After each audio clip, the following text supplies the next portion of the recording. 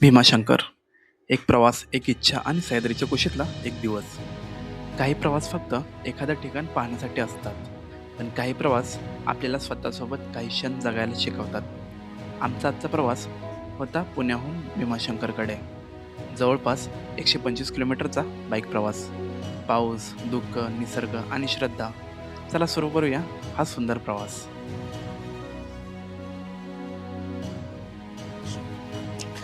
सकाळचे जवळपास 9 वाजले होते.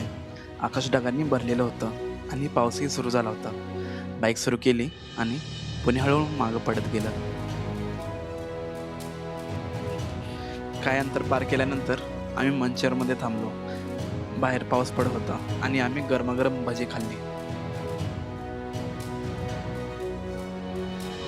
भजी खाऊन आम्ही पुन्हा प्रवास सुरू केला. पाऊस वाढला आणि शेवटी सौरभसाठी रेनकोट घ्यावा लागला. कारण बाईक ट्रिपमध्ये एक गोष्ट नक्की कळते, ॲडव्हेंचर कितीही असलं पण भिजल्यानंतर ते थोडं कमी रोमॅन्टिक वाटतं.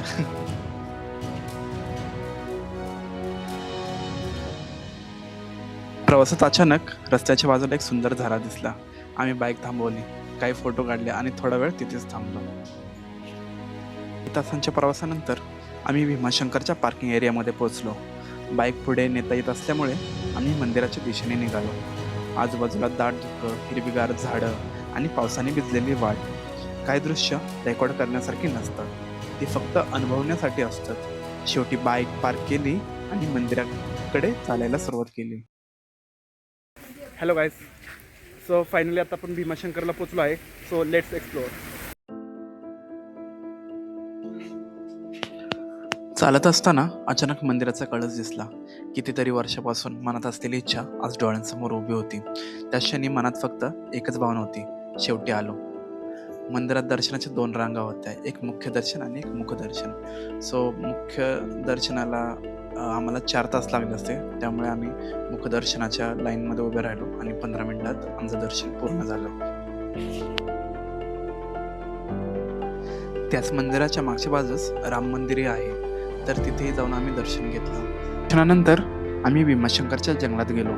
दाट झाडं, दुःख आणि शांत वातावरणाने मन प्रसन्न झालं. काही फोटो काढून आम्ही परतीच्या प्रवासाला सुरुवात केली. तर गाईज, तुम्हाला आठवतंय का, लहानपणी आपल्याला मराठीच्या पुस्तकात भीमाशंकरच्या अभयारण्य एक धडा होता. तर त्या धड्यामध्ये आपल्याला भीमाशंकर हे कसं आहे जंगल, तर ते एक्सप्लेन केलेलं आणि त्यात एक शेपूर नावाचा प्राणी पण होता. तर लहानपणापासून माझी इच्छा होती की भीमाशंकरला यायचं, कारण मी त्या पुस्तकात त्या गोष्टी एवढा रमलेलो की मी स्वतः इमॅजिन केलं की असं असेल. आणि फायनली आज माझं स्वप्न पूर्ण झालं, ड्रीम कम ट्रू.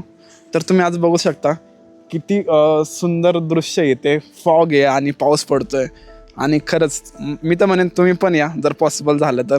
जास्त लांब नाही आहे, पुण्यापासून 125 किलोमीटर आहे. थँक्यू.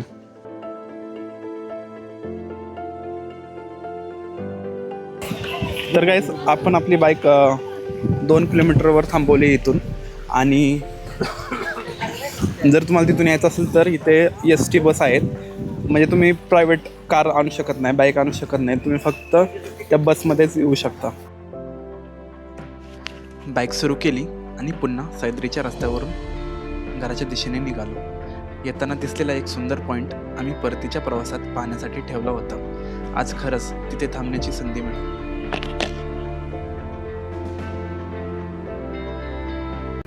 फायनली आपली भीमाशंकरची ट्रिप झाली आहे. जर तुम्हाला खरंच हा व्हिडिओ आवडला असेल तर प्लीज लाईक आणि शेअर करा. जेव्हाही मला वेळ भेटेल किंवा विकेंड्समध्ये मी असंच फिरत असतो. आणि जर तुम्हाला पण माझ्यासोबत कनेक्ट व्हायचं असेल तर प्लीज या चॅनलला सबस्क्राईब करा आणि इंस्टाग्राम पेजला मला फॉलो करा.